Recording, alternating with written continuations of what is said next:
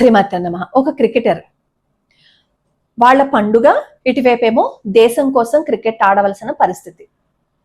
రెండిట్లో ఏది కావాలి అని నిర్ణయించుకోవాల్సి వచ్చినప్పుడు అతను దేశం కోసం క్రికెట్ ఆడాలి అని అనుకున్నాడు. ఎందుకంటే అతనికి పండుగ చేసుకోవటం కంటే, వాళ్ళ ఆచారాన్ని పాటించడం కంటే కూడా దేశం యొక్క ప్రతిష్టే ముఖ్యంగా భావించాడు. అందుకే క్రికెట్ ఆడడానికి వచ్చేసాడు.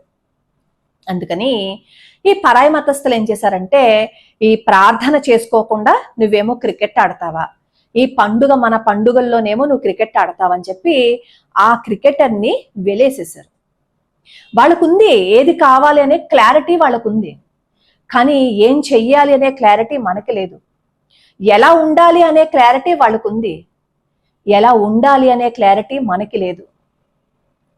అక్కడ వాళ్ళకి దేశ ప్రతిష్ట కంటే కూడా వాళ్ళ పండుగ ముఖ్యమైపోయింది, వాళ్ళ ఆచారాలు ముఖ్యమైపోయింది. వాళ్ళు చిన్నదాన్ని కూడా అస్సలు వదులుకోరు. అలాగే వాళ్ళ పండుగలు వచ్చినప్పుడు మన రాష్ట్ర ప్రభుత్వం కూడా ఏం చేస్తుంది అంటే, వాళ్ళ పండుగలకి అనుగుణంగా ఈ ఆఫీసుల టైంలు కానీ స్కూల్ టైమ్స్ ని కూడా మార్చేస్తుంది. పొద్దున్నో గంట, సాయంత్రం ఒక గంట రిలాక్సేషన్స్ ఇస్తుంది.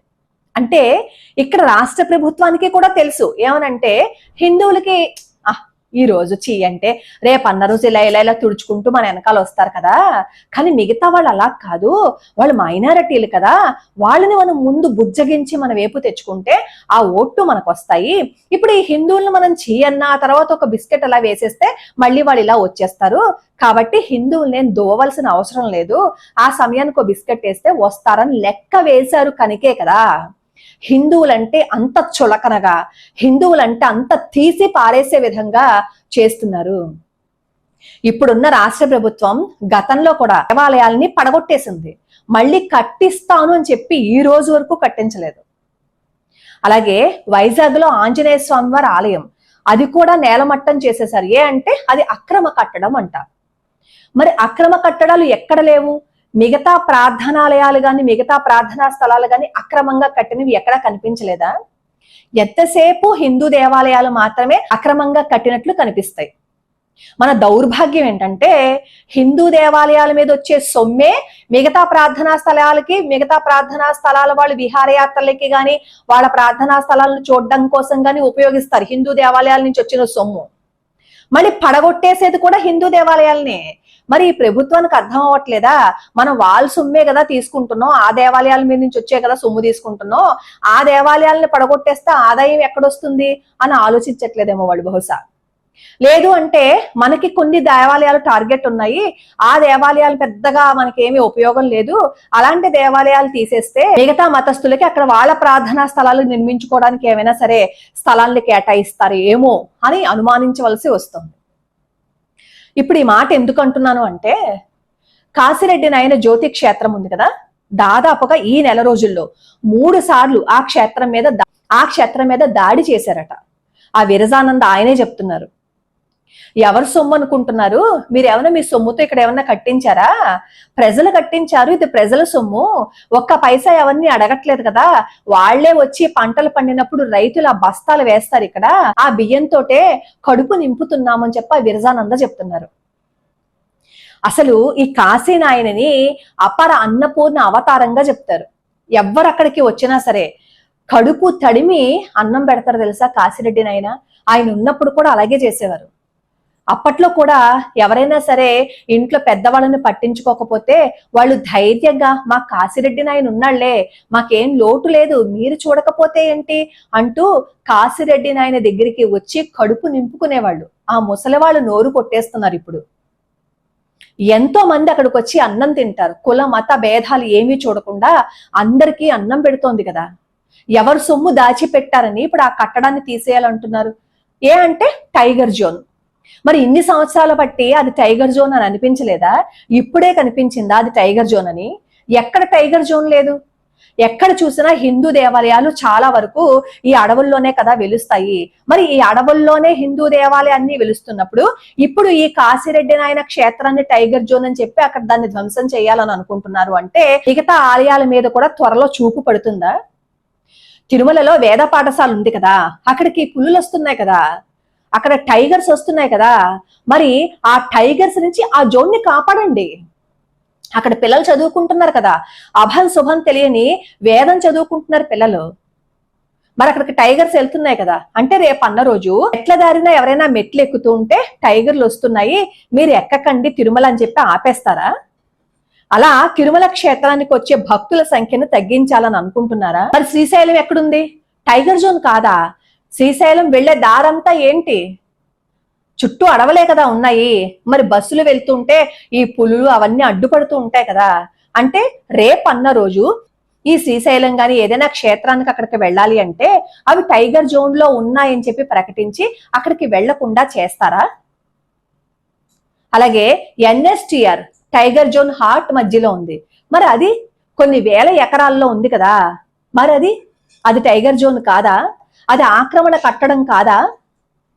మరి నరసింహస్వామి వారి ఆలయం అడవిలో ఉంది అంటే రేపు అన్న రోజు నరసింహస్వామి వారి ఆలయానికి వెళ్లాలన్నా కూడా టైగర్ జోన్ అని చెప్పి ఆపేస్తారా? అహోబిలం నరసింహస్వామి వారి ఆలయానికి వెళ్లాలంటే నవ నారసింహులను దర్శించుకోవాలంటే కొండే ఎక్కాలి కదా, అంటే టైగర్ జోన్ అని చెప్పి ఎక్కనివ్వకుండా ఆపేస్తారా? శబరిమల ఆలయం అది కూడా కొండల మీదే ఉంది కదా, అక్కడికి వెళ్ళడానికి అడవుల్లోంచే వెళ్ళాలి కదా, అంటే అక్కడికి కూడా వెళ్ళనివ్వకుండా టైగర్ జోన్ అని ఆపేస్తారా? అంటే ముందు టైగర్ జోన్ అని చెప్పి అక్కడ ఏవైనా కట్టాలు ఉంటే వాటిని అన్నింటినీ తీసేస్తే ముందు భక్తులు అక్కడికి వెళ్ళరు. అది ఫస్ట్ స్టెప్. సెకండ్ స్టెప్ ఏముంటుందో నేనేం చెప్పక్కర్లేదు కదా, విడమర్చి ఎవరికి నేనేం చెప్పక్కర్లేదు కదా.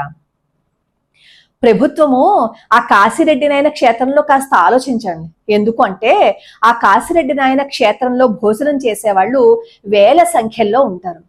ఆకలి వేసిన వాళ్ళకి అన్నం మీరు పెట్టాలి, అలాంటిది మీరు పెట్టలేకపోయినా సరే ఆ క్షేత్రం వాళ్ళు పెడుతున్నారు.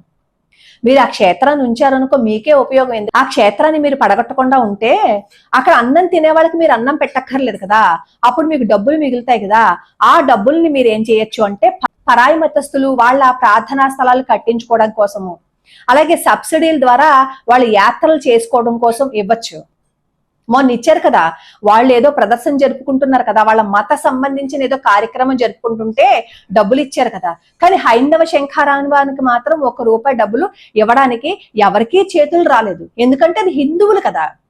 హిందూ దేవాలయాలకు గాని, హిందూ క్షేత్రాలకు గాని, హిందువులకి గాని, హిందువులకు సంబంధించిన ప్రార్థనాలయాలకు గాని, హిందూ దేవాలయాలకు గాని, హిందువులు అంటే ఎవరికైనా ఒక పైసా ఇవ్వడానికి అసలు చేతులు రావు.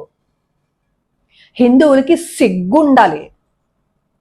ఇంతలా వేరియేషన్స్ మన మీద చూపిస్తుంటే ఇప్పుడు కూడా మన దరిద్రం తగలయ్యా ఈ రోజు కూడా వాళ్ళు పెట్టే హలాల్ దానికోసం మనం పెట్టి ఎగురుకుంటూ వెళ్ళిపోయి తినేసి వస్తున్నాం కదా. మనకి సిగ్గు అనేది ఉందా అసలు? మనకు అవి లేవు కాబట్టే మనల్ని అందరూ ఆడేసుకుంటున్నారు. ప్రభుత్వం ఇప్పుడు ఎవరి మీద జులుం చూపిస్తోంది. మైనారిటీల్ని వాళ్ళు దువ్వుకొని దగ్గర పెట్టుకుంటే ఇప్పుడు హిందువుల్ని చీచి అన్నా కూడా కాసేపు ఇలా దులిపేసుకుంటారు. ఆ తర్వాత బిస్కెట్ వాళ్ళు వేస్తే మళ్ళీ మనం తోకుంటూ వాళ్ళ దగ్గరికి వెళ్ళిపోతామనే కదా హిందువుల మీద ఇన్ని జులులు చూపిస్తున్నారు వాళ్ళు. ఏ హిందూ క్షేత్రాలు మాత్రమే వీళ్ళకి కనపడుతున్నాయా? టైగర్ జోన్స్ లేదు అంటేనేమో ఆక్రమిత కట్టడాలు అవి ఇవి అని చెప్పి హిందూ దేవాలయాలు మాత్రమే కనబడుతున్నాయా?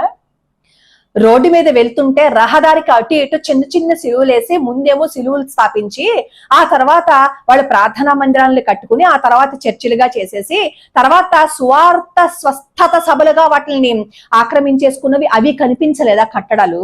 వాటి జోలికి వెళ్తే భయం కాబట్టి వాళ్ళ జోలికి వెళ్ళరు. పాపం వాళ్ళు ఎవ్వరివి కూడా టైగర్ జోన్ లో లేవు. వాళ్ళన్నీ వాళ్ళ జోన్ లో ఉన్నాయి కాబట్టి పాపం వాటిలన్నిటిని జాగ్రత్తగా ఉంచుకున్నారనమాట.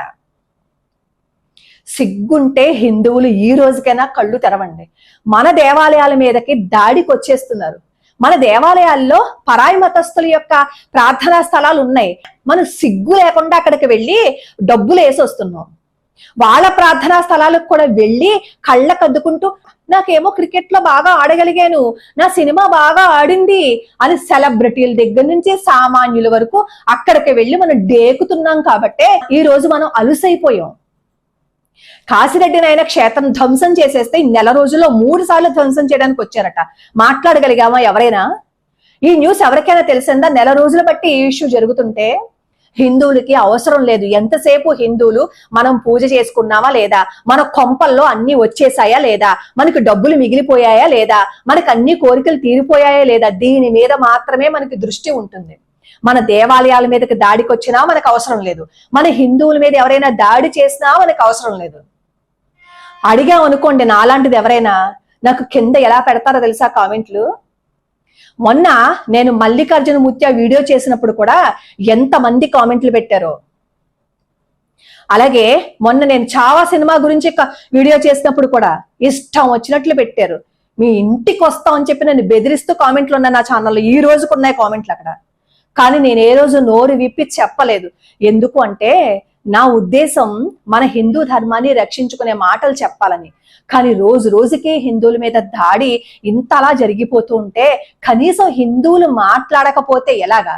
మాట్లాడడం. ఎందుకంటే మన దౌర్భాగ్యం ఏంటంటే మనలో మనమే కొట్టుకు చచ్చిపోతాం కాబట్టి మనం పరాయి మతస్థుల గురించి మనం మాట్లాడడం అక్కర్లేదు. వాళ్ళు ఎన్ని దాడులు చేసినా మనకు అవసరం లేదు. ఇక్కడ పరాయి వాళ్ళు కాదు దాడి చేస్తుంది, ప్రభుత్వమే టైగర్ జోన్ గా ప్రకటించి దాన్ని తీసేయాలని అనుకుంటుంది. మరి ముంతాజ్ ఆ హోటల్ని ఎందుకు తీయించలేకపోతుంది? అది కూడా అక్రమిత కట్టడమే కదా. ఎంతమంది సన్యాసులు సాధువులు అక్కడ ఆ కట్టడాన్ని తీసేయాలని అన్నా కూడా ప్రభుత్వం కించిత్తైనా కదిలిందా? కదలలేదు. అది ఆ భూమి ఎవరిది? తిరుమల తిరుపతి దేవస్థానందే కదా. అది ఆక్రమిత కట్టడమే కదా. అంటే మన దేవాలయాలలో ఉన్న స్థలాల్ని వాళ్ళు ఆక్రమించేసుకుని వాళ్ళ కట్టడాలు కట్టుకున్నా హిందువులు అడిగినా కూడా ప్రభుత్వం నుంచే సమాధానం ఉండదు. కానీ టైగర్ జోన్లు అంటూ చెప్తూ ఈ కాశిరెడ్డి నాయన జ్యోతి క్షేత్రాన్ని మాత్రం తీసేస్తారు. ఆ విరజానంద గారు అడుగుతున్నారు, ఇప్పుడు కాశిరెడ్డి నాయన క్షేత్రం ఏదైతే ఉందో అక్కడికి దగ్గరగా ఎవరో ఎమ్మెల్యేలు వాళ్ళ ఇళ్ళు అన్నీ ఉన్నాయట. మరి ఇది టైగర్ జోన్ అయినప్పుడు ఆ ఇళ్ళన్నీ టైగర్ జోన్లు కావా? అవి కనిపించలేదా టైగర్ జోన్ల కింద? మీకు ఎవరికైనా సరే కాస్తైనా హిందూ ధర్మం అంటే కొంచెమైనా సరే అభిమానం ఉంటే ఈ వీడియో అందరికీ వెళ్ళేలాగా ఫార్వర్డ్ చేయండి. కనీసం కొంతమందికైనా తెలిస్తే ఎవరైనా హిందూ ధర్మం మీద ఇష్టం ఉన్నవాళ్ళు, దేశం గురించి ఆలోచించే వాళ్ళు ఇప్పుడు ఈ కాశిరెడ్డి నాయన క్షేత్రంలో జరుగుతున్న ఈ దౌర్జన్యాన్ని ఆపుతారేమో, చంద్రబాబు నాయుడు దాకా తీసుకెళ్తారేమో చూద్దాం. లోకా సమస్తా సుఖినో భవంతు, సర్వే జనా సుఖినో భవంతు.